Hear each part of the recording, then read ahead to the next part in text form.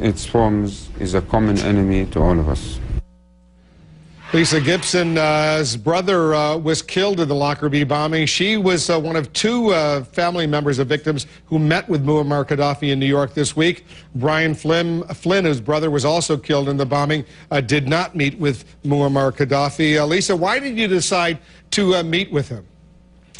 Well, I've actually been working on building a bridge of reconciliation since there was a conviction and the acceptance of responsibility with Libya. I started an NGO that has been building bridges with the Libyan government and looking at ways to build bridges of what we call people-to-people diplomacy, looking at ways to hopefully see positive change happen in that country. And so this was kind of the next step in that process. I first went to Libya on a personal reconciliation trip in January of 2005, and I had hoped to meet with him on that trip.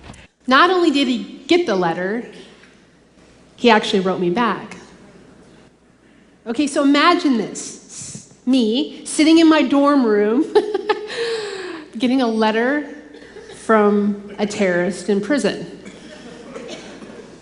I was scared. I was scared. I was scared to open it. And, I was still at the place in my life where I was still kind of fragile, and I thought, I'm not sure if I can open this because I'm kind of afraid to find out what it says. If it says something mean, I don't think I can take it. And I sat there, I tell you, wrestling with God for probably almost an hour, fighting it, thinking, oh, I don't really want to know what's in here. Yes, I do. No, I don't. And finally, I just succumbed, and I opened it. And you would be shocked, just as I was, that it wasn't anything like I thought. It was the opposite. Rather than being mean or vindictive or hateful, it was kind. And he actually blessed my family and spoke well of us. I had the privilege of meeting with former Libyan leader Muammar Gaddafi. Now, you probably know of him throughout history, sort of the madman of the Middle East, as I think Reagan liked to call him. He was a crazy guy.